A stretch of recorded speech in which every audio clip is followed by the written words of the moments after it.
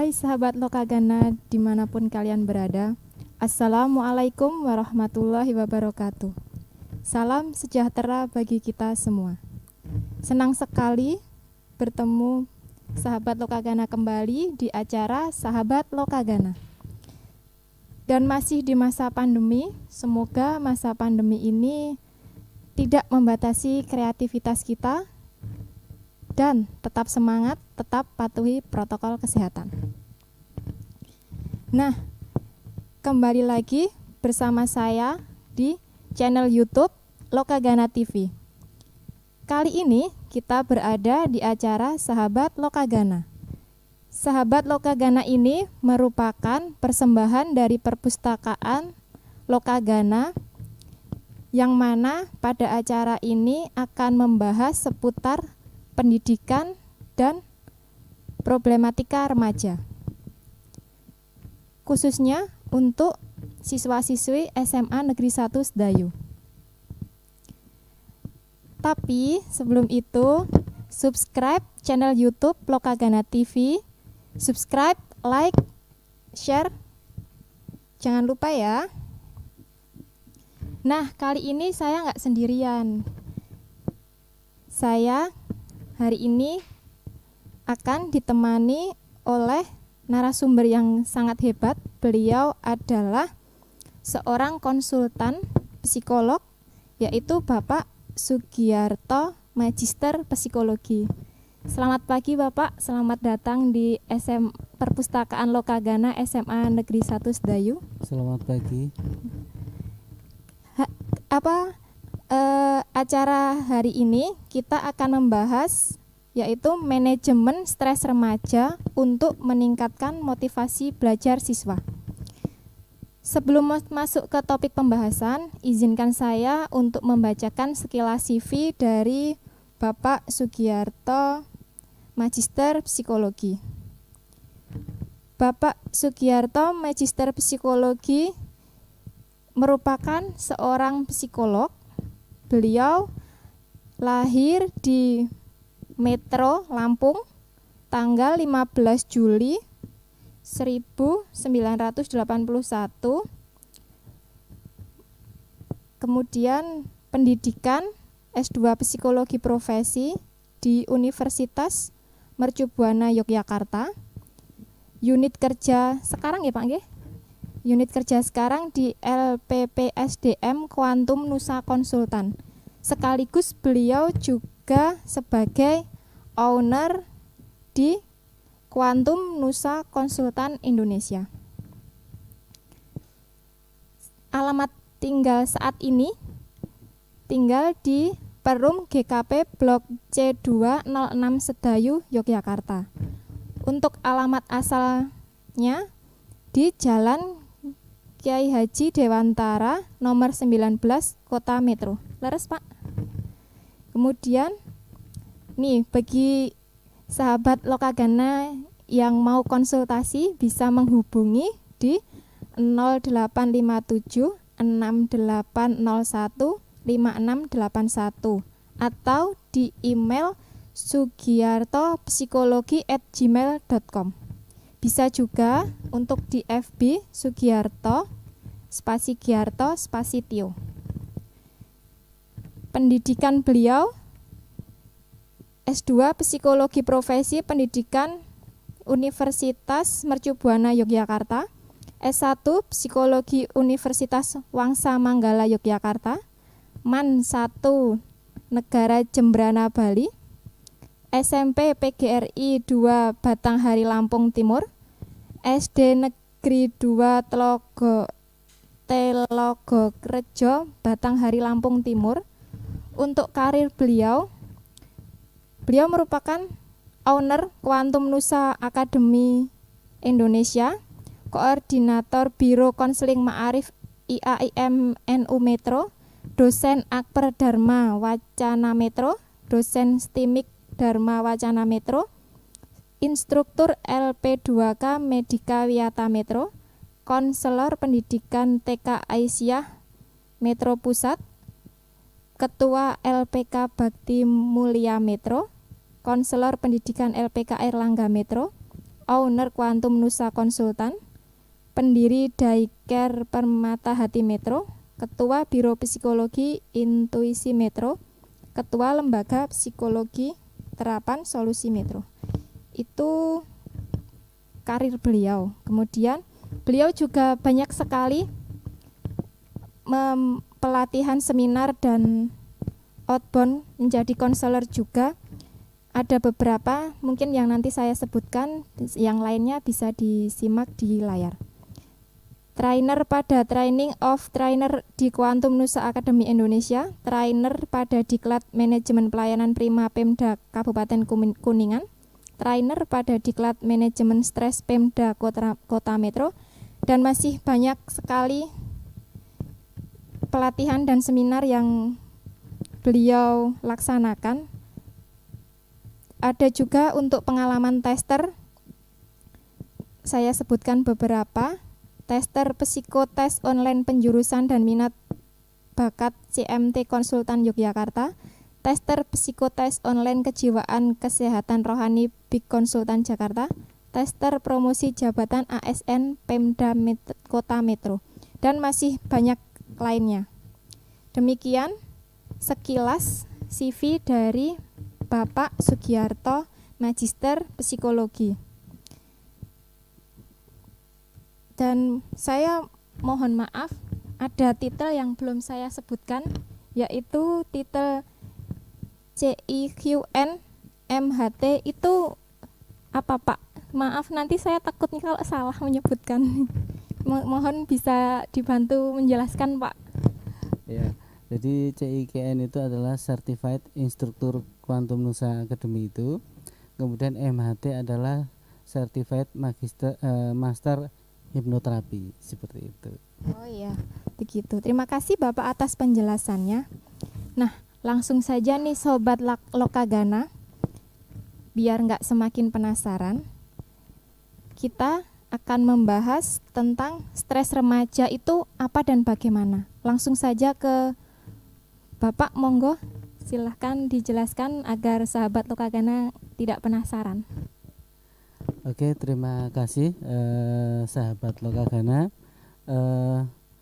Terima kasih waktu yang diberikan kepada kami dari tim psikologi Quantum Nusa Konsultan Yogyakarta, di mana biro psikologi kami memberikan layanan salah satunya seminar atau talkshow tentang psikologi gitu ya. Nah, pada hari ini kita akan membahas tentang manajemen stres remaja dan bagaimana meningkatkan motivasi belajar siswa gitu atau remaja.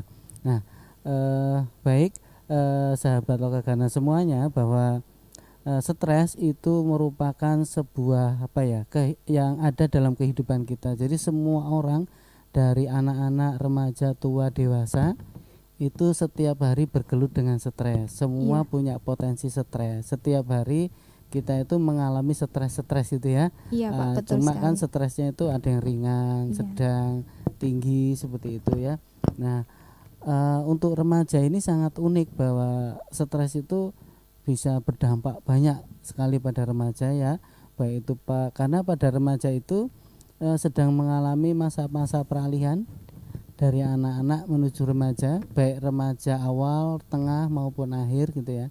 Nah, remaja ini kan ada 3 perkembangan yang berjalan bersamaan, yaitu perkembangan fisik, seksualnya, perkembangan emosinya ya, dan perkembangan spirit emosinya, kemudian perkembangan sosialnya, sosial skillnya. Nah, ketiganya ini nanti akan dihambat oleh banyak rintangan di masa remaja, terutama jati diri. Nah, jati diri inilah yang membuat remaja itu mengalami banyak hal, ya, banyak peristiwa yang kalau dia bisa melewati masa remaja dia bisa sukses, tapi kalau banyak juga remaja yang tidak bisa melewati masa perkembangan remaja sehingga menjadi gagal ya, gagal untuk melangkah ke tahap selanjutnya, tidak bisa lulus SMA ya, tidak putus sekolah mungkin ya, putus sekolah dan sebagainya, masuk bui ya di masa remaja, kenakalan remaja kenakalan remaja juga terjadi. Nah, perilaku itu biasanya diawali dari stres. Gitu. Nah, jadi stres remaja itu adalah keadaan fisik psikologis yang akibat dari adanya tuntutan-tuntutan dirinya maupun lingkungannya. Jadi ketika tuntutan diri remaja itu dan lingkungan tidak mampu diolah oleh remaja itu sendiri, maka itu akan menimbulkan stres gitu ya. Nah, sehingga remaja itu diperlukan pembinaan, konseling ya tentang kepribadian gitu ya, supaya mereka punya jiwa-jiwa atau pribadi yang kuat dalam menghadapi tantangan kehidupan sehari-hari gitu. Nah, gitu. Kemudian stres itu juga bisa dipengaruhi oleh faktor-faktor lingkungan. Nah, lingkungan baik itu keluarga yang kurang harmonis gitu ya. Selain tadi dari faktor remaja sendiri ya, pertumbuhan fisiknya itu ada faktor dari lingkungan, itu juga dari keluarga yang enggak harmonis, broken home gitu ya. Itu sangat mempengaruhi ya Pak sangat, ya untuk sangat keluarga. Mempengaruhi sekali. Kemudian dukungan terhadap remaja itu sendiri ya di lingkungannya, apakah dia itu dukungan pembelajarannya ya, dikasih fasilitas belajar atau tidak diberi fasilitas. Nah, itu juga akan mempengaruhi nanti stres akademik gitu ya. Gitu. Nah, gitu. Berarti orang tua benar-benar harus memperhatikan anaknya ketika anaknya itu sedang menghadapi masalah atau problem ketika dia sedang belajar atau ketika dia sedang bersama teman-temannya, mungkin tetap mempengaruhi ya itu Pak di lingkungannya. Iya, seperti itu. Maaf Pak, sebelum kita lanjutkan, kita ikuti jeda iklan berikut ini ya. Jangan kemana-mana sahabat Lokagana, kita akan kembali lagi setelah iklan berikut ini.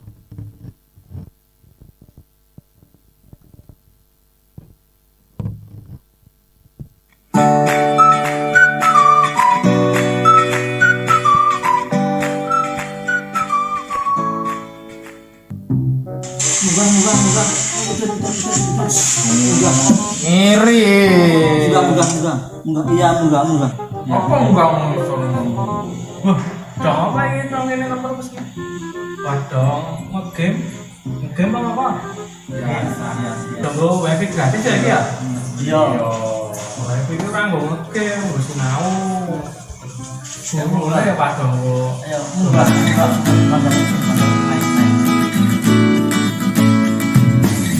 Perpustakaan Lokagana SMA Negeri 1 Sedayu menyediakan fasilitas wifi gratis. Gunakanlah internet dengan bijak.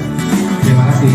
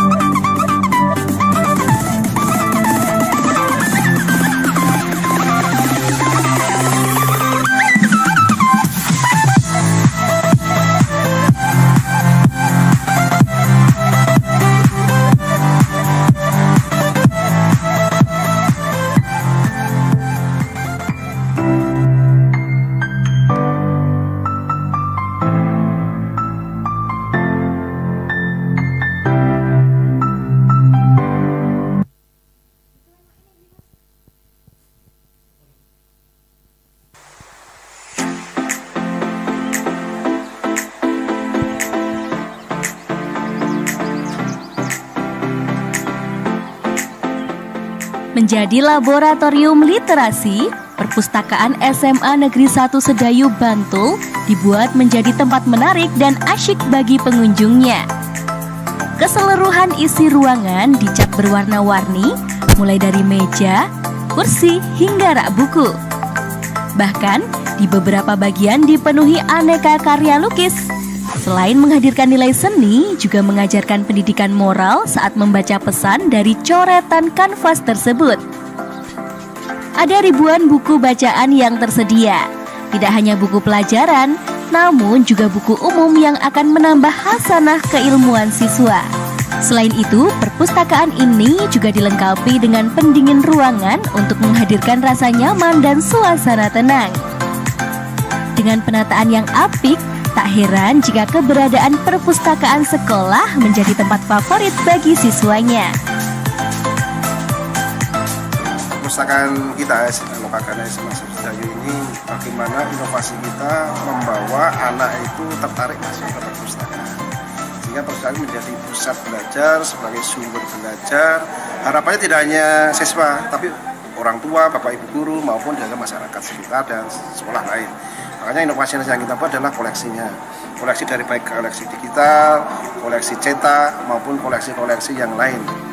Perombakan perpustakaan sekolah yang lebih terkesan nyaman, keberadaannya sekarang jauh lebih hidup dan ramai.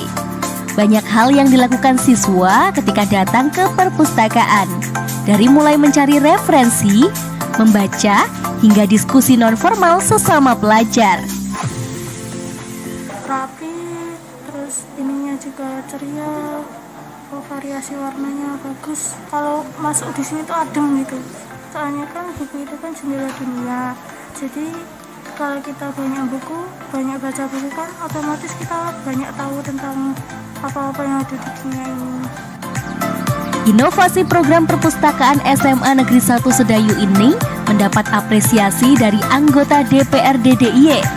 Selain koleksi perpustakaan yang lengkap serta suasana yang menyenangkan, diharapkan keberadaan perpustakaan kini mampu menghidupkan jantung literasi sekolah. Ini perlu dicontoh untuk SMA-SMA yang lain. Jadi tidak hanya sebatas pendidikan tulis aja buku, tetapi ini juga pendidikan yang real, pendidikan yang kemudian edukasi masyarakat dari dulu sampai sekarang. Itu bisa menjadi contoh untuk semuanya. Selain koleksi buku, perpustakaan ini juga dilengkapi dengan media edukasi lainnya. Ada aneka jenis jejamuan tradisional, aneka kopi Nusantara, hingga aneka perkakas tempo dulu. Selain itu, juga ada beragam jenis sayuran dan tanaman untuk mengenalkan siswa cara bercocok tanam serta teknik budidaya ikan air tawar. Konsep perpustakaan yang kreatif, inovatif, dan lengkap, tak heran jika perpustakaan SMA Negeri 1 Sedayu ini berhasil meraih juara 2 dalam lomba perpustakaan sekolah tingkat SLTA yang diselenggarakan oleh Dinas Perpustakaan dan Arsip Daerah DIY bersama Perpustakaan Nasional Republik Indonesia tahun 2020. Dari Bantul, Daerah Istimewa Yogyakarta, Joko Pramono. Nope. Yep. Nope. Yep. Nope. Yep. Nope. Yep. Nope. Yep. Nope. Yep.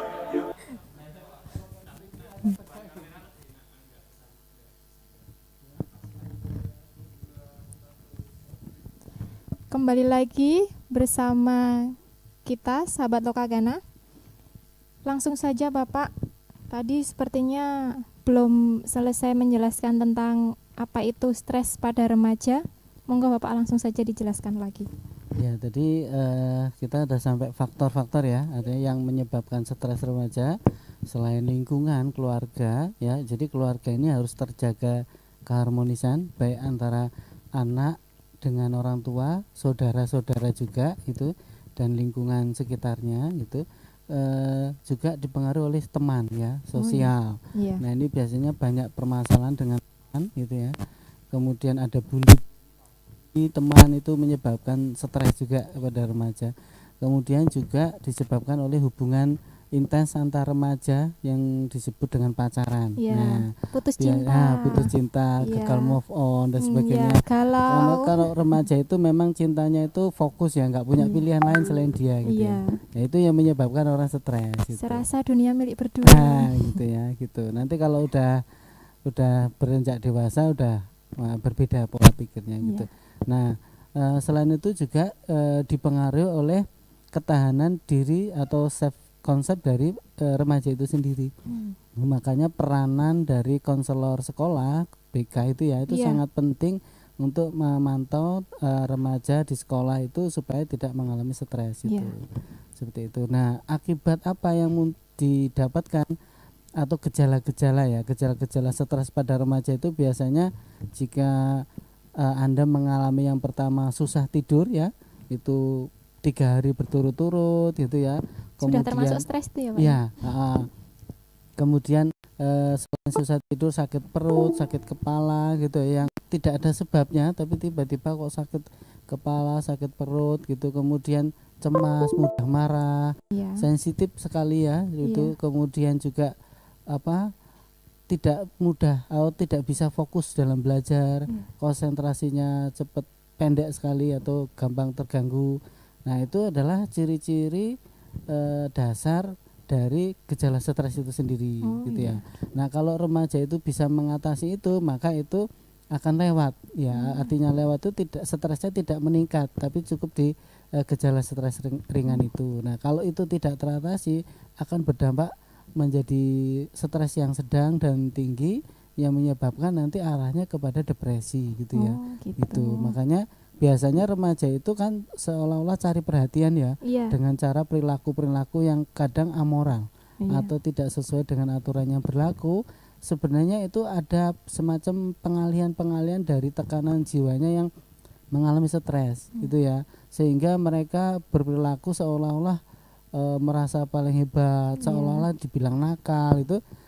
Itu bisa pelampiasan dari ya tekanan-tekanan yang ada dalam diri. Mungkin mereka mempunyai cara tertentu. Nah, cara-cara tertentu yang sebenarnya cara-cara remaja itu kreatif tapi kebanyakan melanggar aturan. Kurang tepat Kurang tepat. Karena apa? Karena memang pola pikir mereka belum ya masih sampai segitu gitu ya.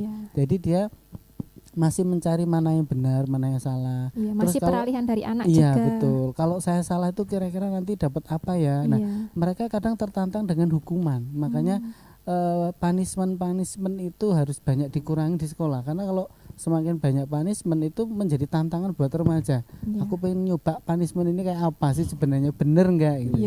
Nah, itu jadi kalau remaja-remaja yang kontrol dirinya rendah dalam mengelola stres, dia itu banyak perilaku-perilaku yang amoral gitu ya. Seperti anak yang suka bolos itu juga ada kecenderungan dia mengalami stres akademik gitu ya.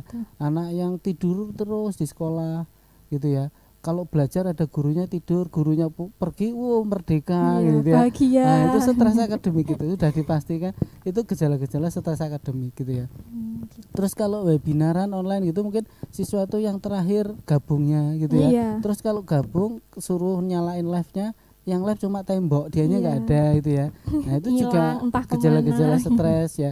Ya kan stres ini menyebabkan motivasi belajar menurun. Kemudian fokus belajarnya menurun gitu ya, sehingga mempengaruhi prestasi akademik gitu. Apalagi sekarang kan masa pandemi ya Pak ya. Jadi banyak yang daring itu kan sangat kita harus benar-benar standby di komputer atau di HP seperti itu sangat. Nah, masa pandemi ini stresnya multi ya Mbak ya. Jadi dari wali murid, siswa, gurunya juga itu ya. Gitu, betul sekali Pak itu. Betul sekali gitu. Orang tuanya pun ikut belajar di rumah Pak ternyata. Iya, betul sekali. Nah, itu membuat stres lagi ya, karena orang tuanya dulu SMA nggak lulus kan, suruh belajar gitu ya. Jadi mereka mau tanya ke siapa kalau udah nggak bisa ngajari anaknya itu ya. Jadi banyak sekali. Sekarang stresnya itu udah multi ya. Nah, itu perlu peranan dari konselor. Konselor itu harus punya jam live untuk konseling gitu. Nah, itu. Terus kemudian stres itu kan tumbuh, stres itu tiap hari kita hadapi ya. Kita hadapi dari tekanan-tekanan, tuntutan pribadi. Maka ini yang tadi tuntutan lingkungan. Kalau tuntutan pribadi itu juga menyebabkan stres. Contoh, kita memiliki target yang terlalu tinggi yang di luar kemampuan kita. Nah, bagaimana supaya target kita, cita-cita kita, makanya saya punya target matematika nilainya 10 ya, atau saya harus lulus UGM Fakultas Kedokteran. Nah, itu kalau terlalu tinggi, hanya berbayangan hanya planningnya itu saja, tidak ada yang lain, ketika gagal bisa menyebabkan stres. Nah, untuk itu supaya mereka supaya mereka bisa mengelola stres, salah satunya adalah mengenal diri mereka. Nah, itu bagaimana manajemen stres untuk remaja Ya, pada masa, terutama pada masa pandemi ini ya masa Pak pandemi ya? ya. Iya. Oke, nah karena ya dampak-dampaknya negatif ya, Iya. stres itu kalau nggak dikelola, maka kita harus mengelola stres itu yang disebut dengan manajemen stres. Iya. Yang pertama, remaja itu harus mengenal dirinya dulu, mengenal potensi-potensinya, mengenal kepribadiannya. Nah, itu nanti bisa menggunakan, kalau pengen akurat ya menggunakan tes psikologi gitu ya. Gitu. Itu Iya. bisa dengan di biro kami, atau bisa juga berkonsultasi lebih intens dengan guru BK-nya gitu ya. Gitu, ya. Itu untuk mengetahui potensi-potensi dasarnya dari kepribadiannya, kemudian aspek emosinya, sosialnya, kemudian EQ-nya gitu ya. Iya. Nah, kemudian itu yang pertama. Setelah itu baru kepada perilaku sehat. Jadi manajemen stres itu yang pertama, setelah mengetahui jati dirinya, mengetahui potensi dirinya, yang kedua mengelola stres itu menjadi sebuah semangat atau motivasi. Jadi stres itu bisa diolah menjadi sumber yang positif. Gitu. Gitu ya. Ini yang anak-anak banyak yang nggak tahu seperti itu. Gitu. Sebenarnya kalau remaja secara umum sih sudah melakukan sebagian, cuma mereka nggak tahu kalau itu bagian dari manajemen stres itu ya. Iya, prosesnya. Prosesnya mereka nggak ya, paham. Gitu. Nah, salah satunya adalah kita menghindari sumber stresor itu. Itu ya. Yang paling bahaya kalau sumber stresornya adalah keluarga. Itu kan berarti dia harus lari dari keluarganya kan. Iya, tapi tidak seperti itu. Jadi yang pertama memang menghindari sumber stresor, sebisa mungkin menghindari itu. Kemudian adalah mengelola kehidupan sendiri ya, kehidupan kita sendiri. Jadi kita harus punya namanya self management atau manajemen diri. Itu kita harus yang pertama punya jadwal untuk diri sendiri, untuk kebahagiaan diri sendiri. Itu kita harus punya waktu atau my time misalnya ya gitu. Nah, itu yang pertama. Kalau masa pandemi ini kan kita nggak bisa bebas untuk jalan-jalan wisata ya, bisa kemana-mana juga. Jadi kita atur dengan punya waktu untuk olahraga, olahraga di rumah ya. Nah, olahraga itu gerakan fisik itu meningkatkan kecerdasan, kesehatan, menghilangkan stres juga ya. Banyak sekali manfaat dari olahraga. Gitu. Maka saya sarankan pada remaja yang masih fisiknya tumbuh pesat itu banyak rajin olahraga. Masih masa pertumbuhan. Minimal sehari itu 5 menit lah di rumah. Kalau nggak bisa lari, pemanasan olahraga ringan di rumah gitu. Itu sangat membantu menghilangkan stres. Termasuk gitu. Mungkin membantu orang tua itu bisa ya Pak ya? Bisa membantu orang tua bekerja gitu ya. Maksudnya bekerja di rumah, membantu hal-hal yang ringan itu bisa. Nah, kemudian makanan yang sehat dan teratur. Jadi makanan yang teratur itu sangat penting buat kesehatan tubuh kita dan juga mampu menghilangkan stres gitu. Soalnya gini kan anak milenial ya Pak, mereka bilang itu sekarang udah tahu pakai GoFood kayak gitu, tahu udah makanan udah jadi mereka beli kayak gitu kan, mungkin juga berpengaruh juga ya. Sangat berpengaruh. Jadi makanan banyak makan buah gitu ya. Buah itu jeruk itu sangat, dari hasil penelitian mampu mengurangi stres. Coklat itu ya. Gitu. Jadi itu adalah cara memanage diri ya, memanage diri yang paling murah, mudah gitu. Nah, kalau itu stresnya ringan. Nah, kalau stresnya berat atau sedang, maka perlu bantuan profesional. Itu perlu konseling, kemudian ada asesmen deteksi stres. Nah, itu di deskripsi link kita ya sudah ada untuk bagaimana nanti remaja teman-teman dari SMA Negeri 1 Sedayu ini bisa tuh ngisi link kita untuk mendeteksi sejauh mana sih tingkat stresnya gitu ya. Mudah-mudahan ringan semua gitu ya. Kalau nggak ada stres saya itu nggak mungkin ya, karena semua manusia itu setiap hari itu punya stres. Nah, cuma kan semua orang punya daya tahan. Bisa mengelola sehingga tidak sampai yang berlebihan. Mungkin di sekolah, di kantor terlihat happy, profesional gitu ya. Begitu di rumah marah-marah gitu. Nah, itu adalah tingkat stres gitu ya. Menjadi pelampiasan yang di rumah ya Pak. Iya gitu. Di sekolah juga gitu. Siswa kelihatan happy, ceria, belajar rajin. Taunya di rumah gitu ya. Sama orang tua bertentangan dan sebagainya. Nah, itu adalah stres gitu ya. Stres tuntutan lingkungan harian gitu ya. Setiap hari seperti itu. Nah, kira-kira Pak, ini terapi untuk mengatasi stres pada pada remaja itu seperti apa? Ya, kalau terapi, ada terapi yang perlu didampingi profesional, ada terapi yang bisa dilakukan sendiri. Nah, itu terapi yang bisa dilakukan sendiri itu adalah terapi yang kategori stresnya ringan. Ya, itu seperti kita kalau dalam hasil penelitian itu salah satu yang paling mudah, murah itu adalah terapi tawa. Nah, gitu. Ketawa gitu ya. Ketawa itu menghilangkan stres, Mbak. Jadi kalau Anda stres dengan si A, maka melihatlah si B dan ketawalah gitu ya. Nah, itu mengurangi ya, bukan menghilangkan. Mengurangi. Tapi kalau stresnya ketawanya dikelola profesional itu bisa menghilangkan. Jadi stres ketawanya itu minimal 10 menit lah ya. Nah, tapi nggak boleh ketawa sendiri ya. Iya, kalau itu ketawa sendiri itu apa? bukan Nanti menghilangkan, menambah stres. Iya, itu bisa jadi pertanda juga ya Pak ya. Nah, salah satu yang paling mudah kalau Anda ya teman-teman SMA Sedayu, kalau mau terapi tawa itu melihat komedi-komedi humor di YouTube gitu ya. Itu setiap hari coba tonton itu saat bangun pagi atau mau tidur.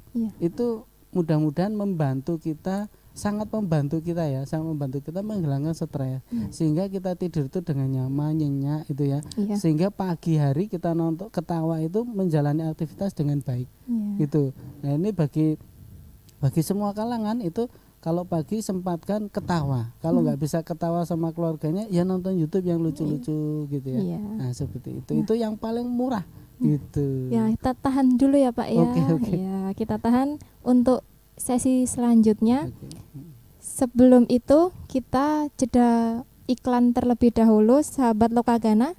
Jangan kemana-mana, tetap di channel YouTube Lokagana TV.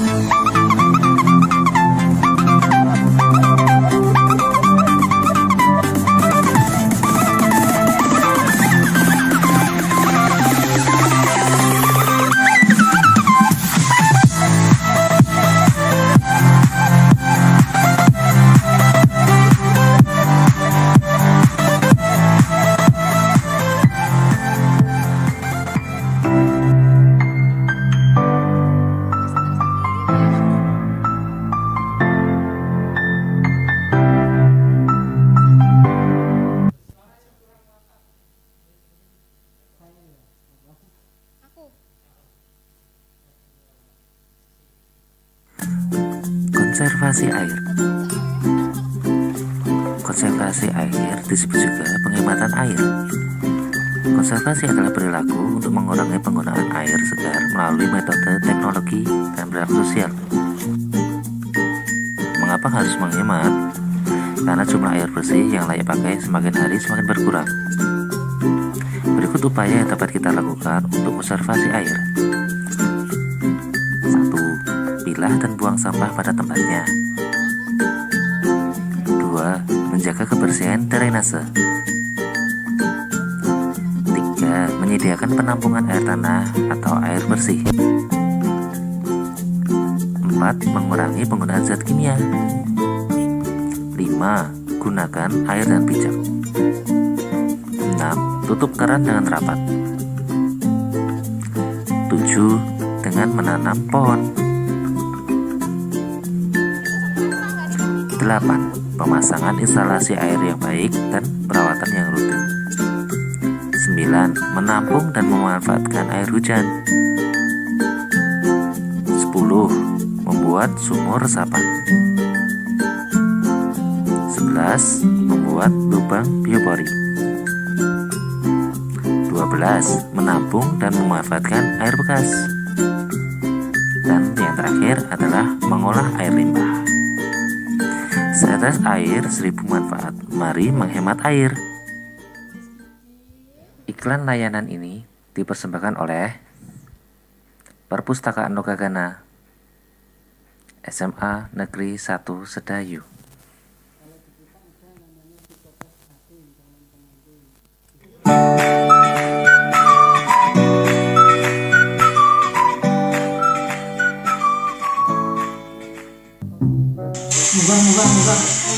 Munggah.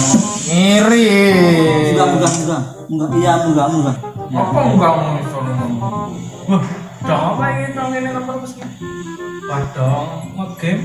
Ngegame apa? Biasa. Dong wifi gratis ya iki ya? Iya. Wifi ku ora nggo ngegame, wis sinau. Mulai ya Pak Dong. Ayo, munggah.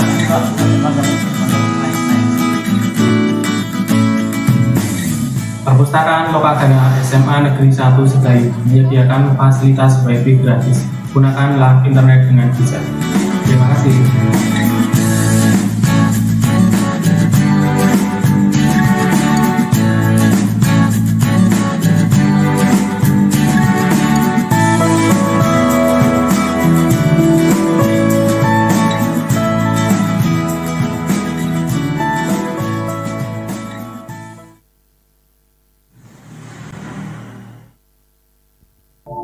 Nope. Yep. Nope. Yep. Nope. Yep. Nope. Yep. Nope. Yep. Nope. Yep.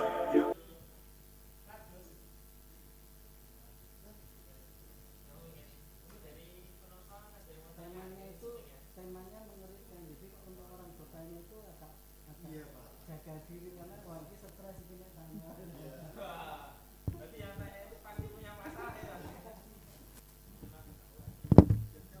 Ya.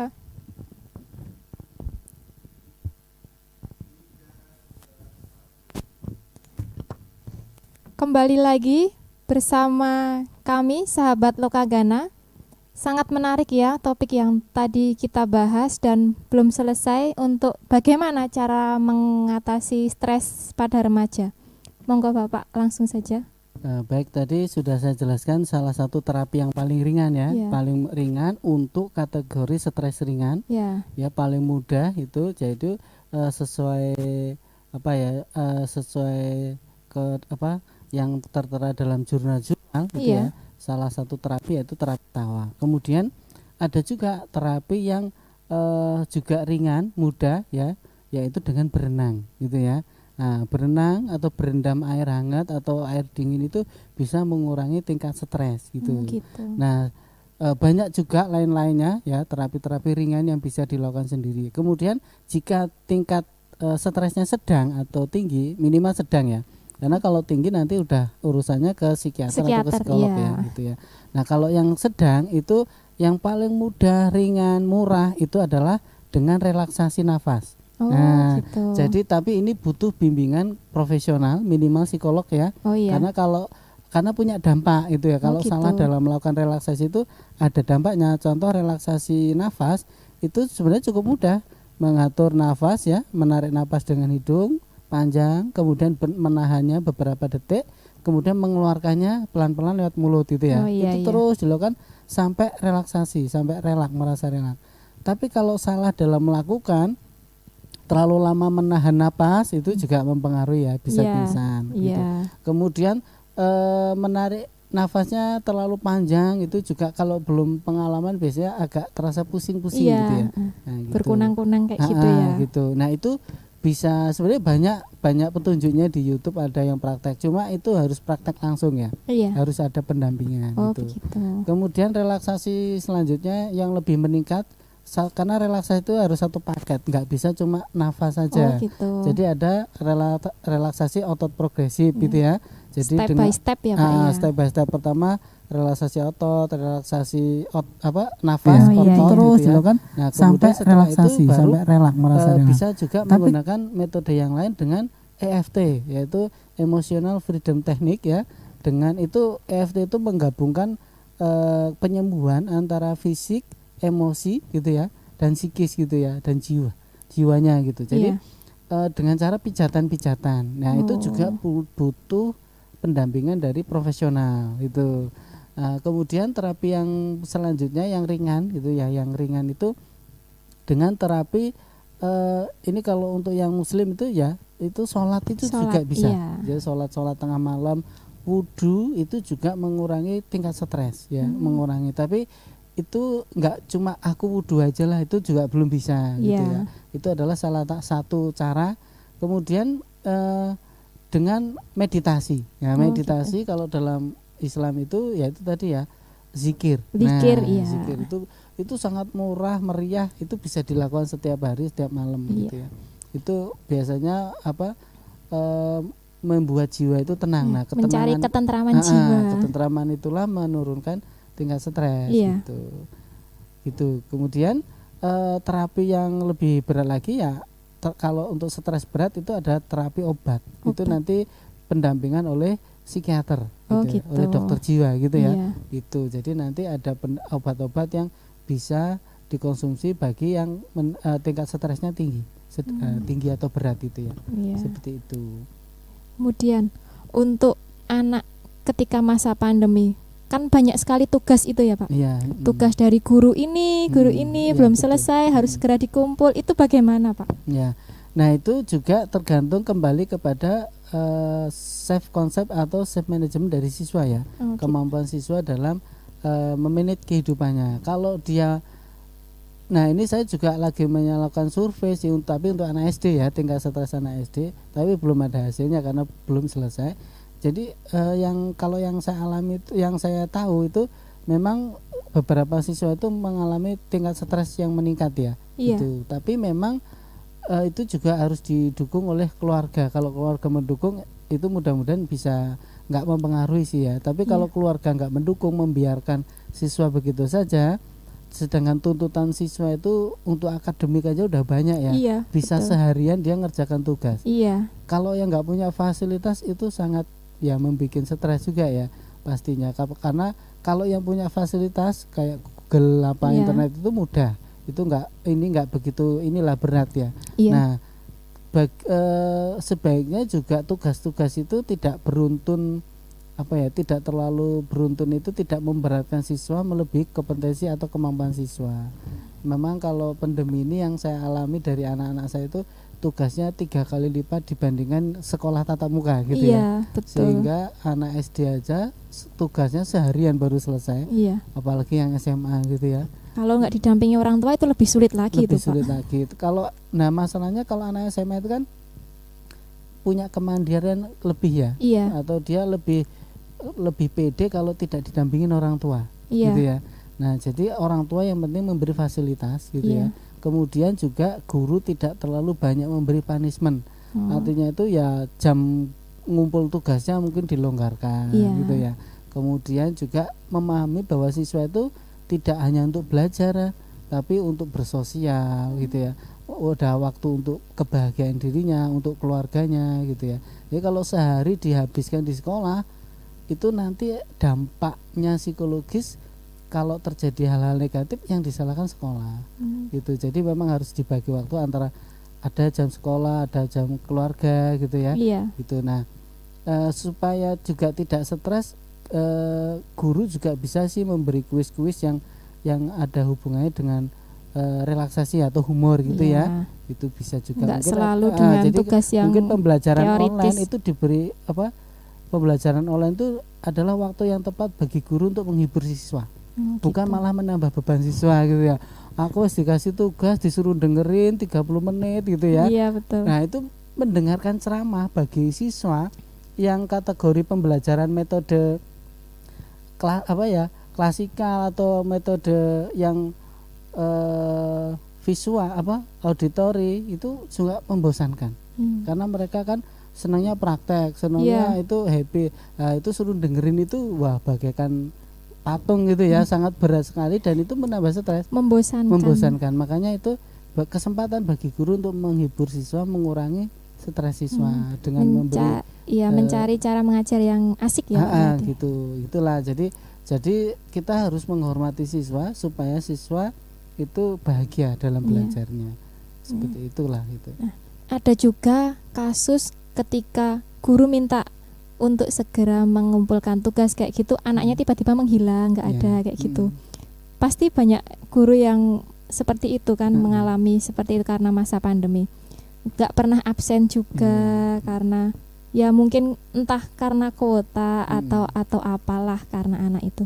Nah, kira-kira Pak, sekarang kalau pada masa pandemi ini banyak sekali, bukan hanya anak yang stres, orang tua pun seperti itu.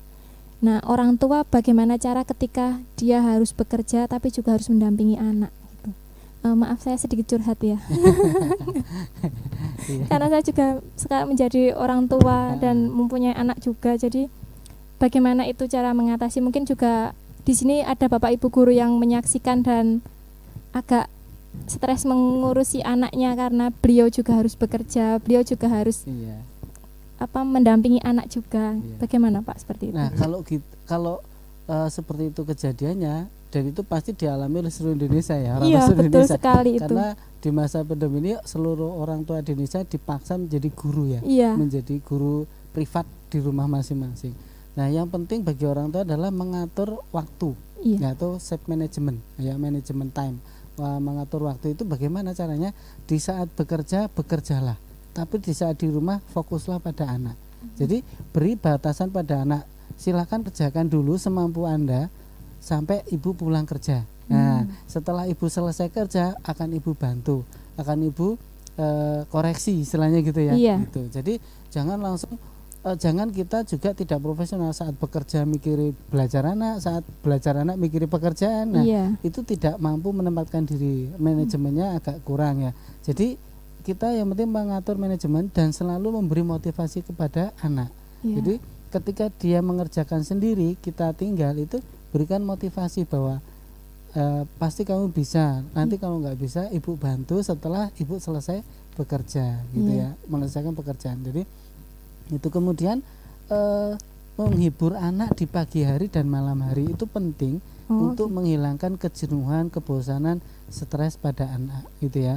Baik itu yang remaja, itu ini yang kasus ya banyak kalau anaknya sudah remaja, kadang anak itu kan gengsi ya, mau diskusi, mau ngobrol, mau berhumoria dengan orang tua. Nah, ini harus orang tua punya inisiatif ya, ngajak ngobrol, ngajak diskusi, ngajak hal-hal yang humor lah gitu ya, untuk mengurangi beban psikologis anak itu. Gitu. Bagaimana cara orang tua merangkul anak ya? Nah, ya karena biasanya orang tua kan yang lebih memahami karakter anak ya dari usia kecil gitu ya, sehingga dia tahu anak saya itu kalau saya kasih A itu akan lebih senang, kalau saya kasih B dia nggak senang. Nah itu harus disupport gitu di masa pandemi. Untuk sahabat Lokagana, bisa kita ada live chat ya, monggo bisa tanya di situ. Sepertinya ada yang bertanya.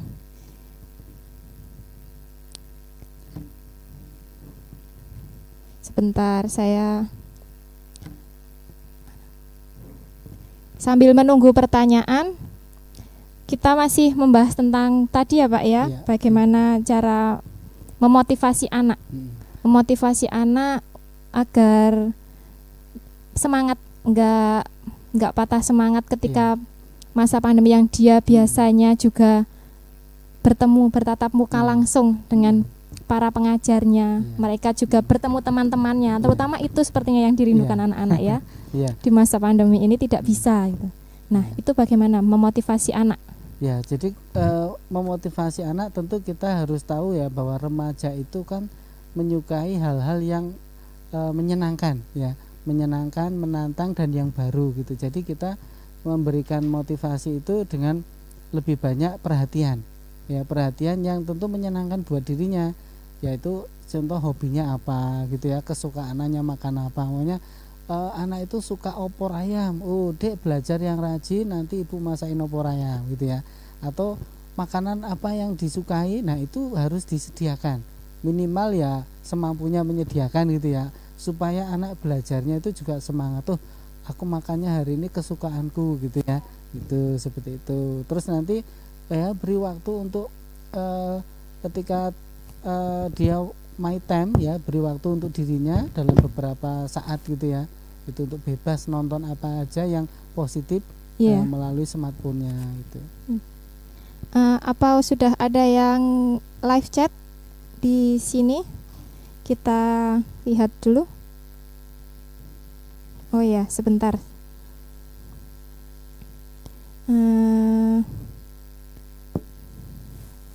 Sebentar. Sebelum itu, untuk teman-teman sahabat Lokagana, jika kalian ingin bisa melihat seberapa tingkat stres sahabat Lokagana, bisa dilihat di link live chat itu. Nanti ketika sahabat Lokagana klik, akan muncul kuesioner ya Pak ya, kuesioner seperti isian seperti itu, biodata dan lain-lain. Itu nanti hasilnya bisa di email ya, lewat email.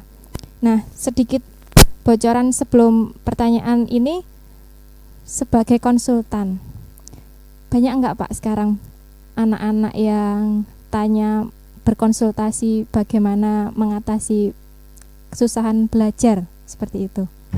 Ya, kalau untuk konsultasi itu memang unik ya Mbak ya. Dari saya praktek itu dari 2008 sampai sekarang itu memang kalau di presentasi layanan konsultasi yang peminatnya itu paling 10% gitu ya. Iya. Kenapa? Karena ada ketakutan siswa atau masyarakat untuk konsultasi. Jadi ada anggapan bahwa kalau datang ke psikolog itu ya stres, gila gitu ya. Gitu. Nah, tapi dengan masa pandemi ini alhamdulillah bahwa yang mulai konsultasi via online ya, email gitu ya, chat itu lumayan banyak gitu ya, tapi memang beragam dari mulai remaja SMA, kuliah gitu ya, sampai keluarga gitu ya. Itu banyak sekali gitu ya, dan memang lebih mengarah kepada kesehatan jiwa atau kesehatan rohani gitu ya. Yaitu tadi mungkin dia mengalami hal-hal yang psikis ya, penyakit-penyakit psikis, gangguan insomnia, gangguan tidur, atau mungkin dia kok nafsu makannya menurun tanpa sebab gitu ya. Sebenarnya itu adalah ya stres itu sendiri gitu. Oh gitu. Ini Pak, ada pertanyaan dari Ibu Martini. Kecenderungan sekarang komunikasi orang tua dan anak tidak baik karena masing-masing memiliki masalah. Baik orang tua dan anak memiliki potensi stres, apalagi yang jauh dari agama. Bagaimana solusinya Pak?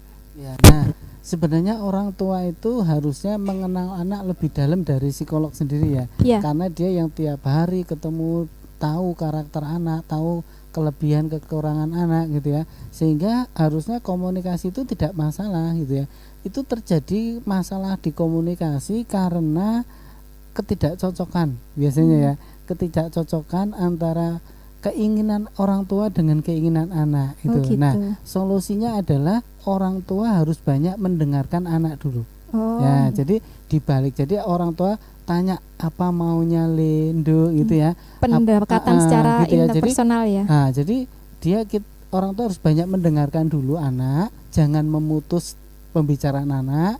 Setelah anak selesai puas bicara, baru ibu boleh bicara ibu boleh menjawab gitu ya, atau bapak boleh memberitahu gitu ya. Nah, itu baru kita menyampaikan. Nah, dengan komunikasi yang seperti itu, yang orang tua lebih banyak mendengar, itu akan lebih efektif gitu ya, daripada orang tua yang lebih banyak memberi nasihat.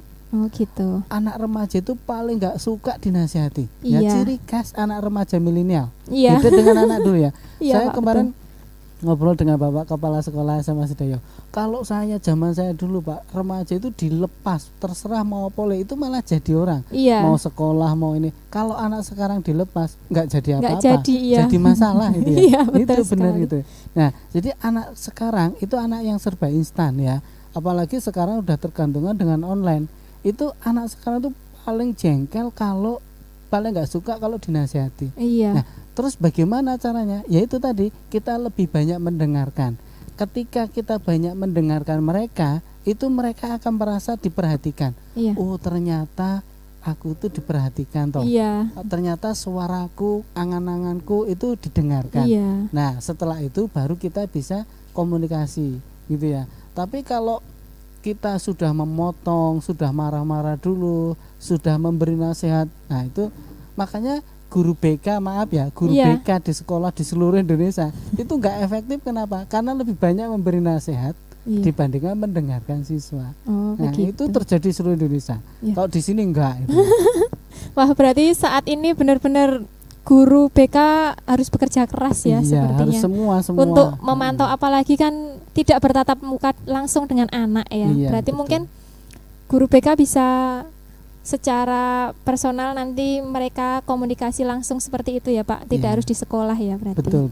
Iya. Gitu. Masih ada pertanyaan dari sahabat Lokagana? Saya lihat dulu. Sepertinya tidak ada, sudah itu. Sekarang masih tentang seputar anak remaja. Nah, problematika anak remaja saat ini Pak, kira-kira yang paling besar apa? Ketergantungan HP. Ya, atau Betul ketergantungan internet ya. Iya, Itu iya. saat ini paling besar, dan ternyata dari hasil penelitian ketergantungan HP internet itu menyebabkan stres, Iya. menyebabkan perkembangan emosionalnya rendah. Jadi kalau orang yang tergantungan HP atau internet itu ya, wifi internet itu mudah marah, Iya. mudah sensitif. Terus biasanya itu juga mempengaruhi kecerdasan. Ya, tapi itu juga tergantung apa yang dilihat ya. Kalau umpamanya dia ketergantungan HP atau internet tapi dia membuat game gitu ya, Iya. membuat karya-karya, membuat aplikasi atau apa sehingga sibuk, itu positif gitu ya. Iya. Tapi kalau hanya nonton, main di internet, itu menyebabkan dampak yang negatif. Nah, salah satunya itu suka melawan orang Iya. tua gitu ya, mudah marah, mudah emosi. Karena apa? Saat kita online ya, online lebih dari 1 jam dalam satu kali waktu online, Iya. itu menyebabkan apa ya, intelektual kita itu menurun, tapi emosi kita meningkat. Ya, Iya. maksudnya meningkat itu ya itu mudah emosi itu ya. Iya. Jadi kalau diganggu dikit sudah marah, mudah marah. Iya, gitu. betul sekali. Anak Seperti zaman itu. sekarang kayaknya seperti itu ya, Pak. Nah itu. Nah, ini untuk banyak sekarang ibu-ibu muda, orang tua muda yang kesulitan ketika mengendalikan anak. Mungkin belum remaja, anak itu belum remaja tapi dia sudah kecanduan HP. Itu kira-kira bagaimana, Pak? Soalnya gini, banyak orang tua yang benar-benar mereka itu gak mau anaknya mainan HP karena kan juga itu nggak baik ya Pak ya.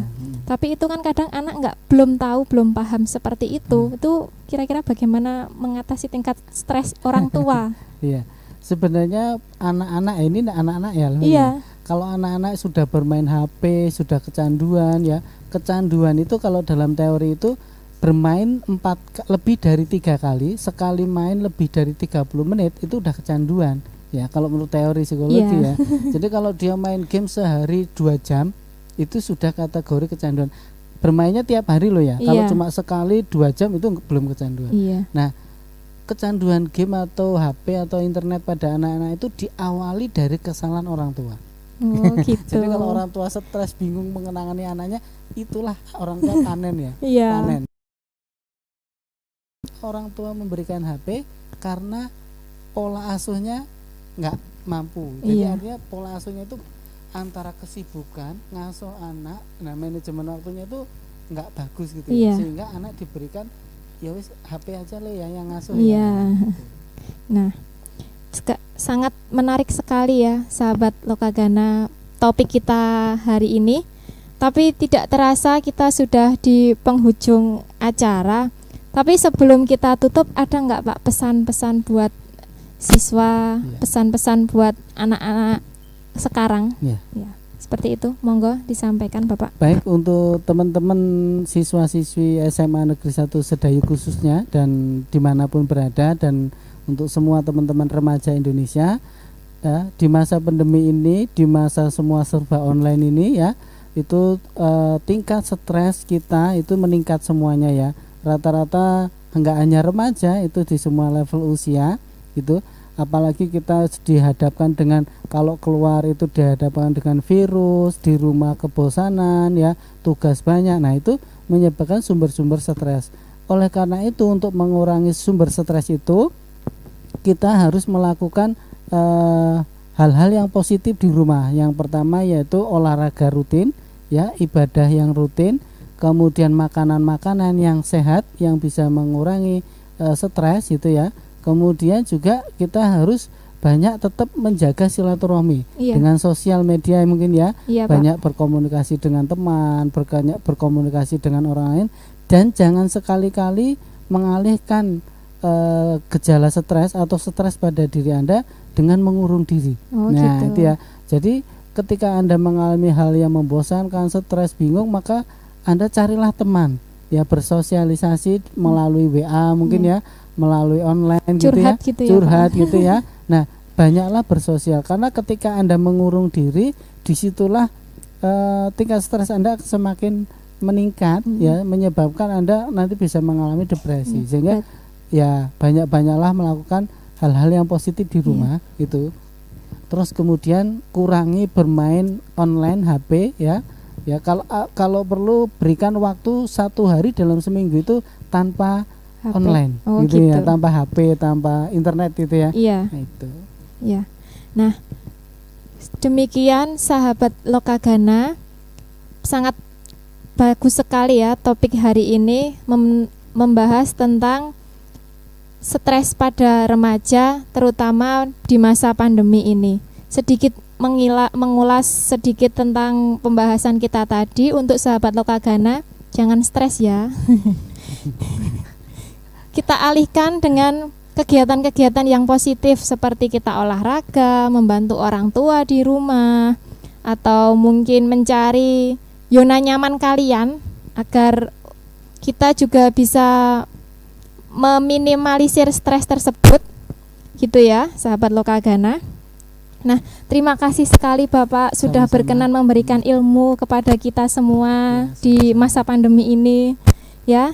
Kemudian terima kasih juga kepada kru Lokagana TV yang sudah menyiapkan acara ini dengan sebaik mungkin. Semoga pembahasan kita tadi berfaedah bagi kita dan menjadi motivasi nantinya untuk kita sahabat Lokagana semua. Saya selaku pembawa acara pada hari ini memohon maaf jika banyak kesalahan selama memandu acara dan tidak berkenan di hati sahabat Lokagana semua. Sampai jumpa di sahabat Lokagana episode-episode selanjutnya. See you again. Assalamualaikum warahmatullahi wabarakatuh. Terima kasih Bapak.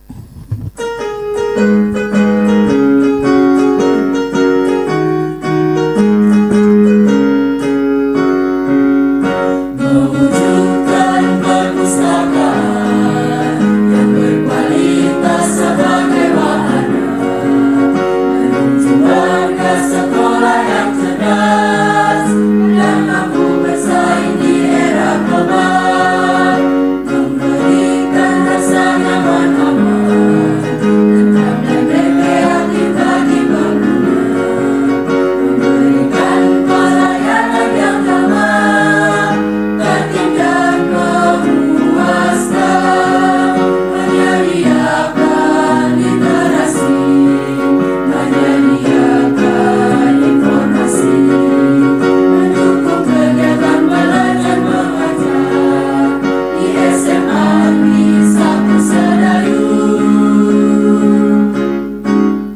mengolah, mengemas, merawat bahan pustaka sehingga mudah, cepat dan tepat.